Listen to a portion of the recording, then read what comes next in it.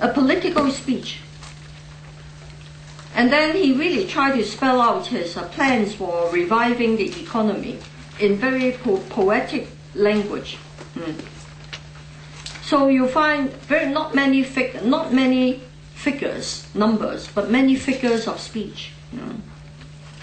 But there are many things I like about it. The messages he sent, he kept imparting. His economic policy. He tried to sum up his economic policy this way. Our government officials also like to talk about globalization and knowledge-based economy. They talk about it almost like cliches. Cliches are quite meaningless. But the way Obama referred to it is, I don't know whether you can follow it, but later in the speech he said, in a global economy where the most valuable skill you can sell is your knowledge, a good education is no longer just a pathway to opportunity. It is a prerequisite. Very simple language. In a global economy, your most important asset is your knowledge. So education is not just a pathway to opportunity, not just a shortcut, to a job. It's a prerequisite. So, and then he went on to talk about the importance of education. That is why this budget creates new incentives for teacher performance, pathways for advancement and rewards for success. And then further down he said, every American will need to get more than a high school diploma, and dropping out of high school is no longer an option. It is not just quitting on yourself, it's quitting on your country. And this country needs and values the talents of every American. The emphasis he places on education, continuing education, upgrading your skills. Don't drop out of high school. If you drop out of high school, you're not just quitting on yourself, you're quitting on your country. You can, in Chinese, 對唔住你，唔係對唔住你自己，係對唔住你國家。He's raising it to that sort of level.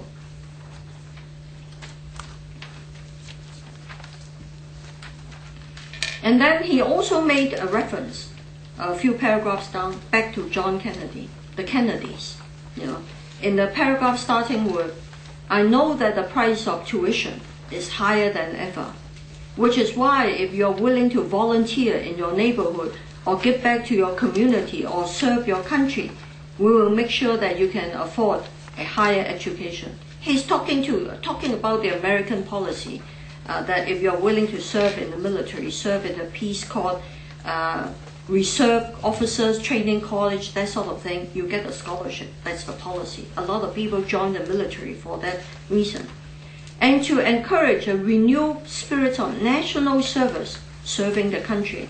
For this and future generations, I ask this Congress to send me the bipartisan legislation that bears the name of Senator Orrin Hatch, as well as an American who has never stopped asking what he can do for his country, Senator Edward Kennedy.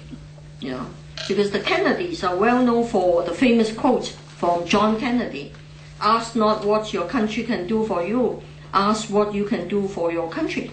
All the Kennedys are well known for reminding Americans of this message. So he referred to Edward Kennedy. And Edward Kennedy, of course, was a very appropriate figure to refer to because, as some of you may know, Senator Edward Kennedy, the brother of the late John Kennedy, he's, I think, a tumor. He's suffering from brain tumor. Everyone knows his conditions are quite serious, and he's really on the way out. And Kennedy, in his younger days, had been ensnared in scandals. His secretary, he got drunk driving. He got involved in drink driving, and then his secretary or his car fell into some water, and his secretary got killed, dropped by drowning. At that time, long before you were born, that was a big scandal in the U.S. What was he doing drink driving? What was he doing with his secretary? Did he got his secretary killed because of his carelessness? He had been plagued by scandals. But now, at this stage of his life, in the evening of his life, Edward Kennedy is above reproach. So it is very appropriate for Obama to refer to Kennedy as a leading figure. And also, the Kennedys backed his campaign. They backed him instead of Hillary Clinton. So it would be quite appropriate for Obama to pay a tribute to the Kennedys. And then I won't go, I think I will stop here rather than go over the same speech. Suffice it to say, if you have time to go over it, it's not really an economist speech or a bureaucrat speech with hard figures and data, details of how many jobs he will create, how much money he will save, how he will save banks and all that.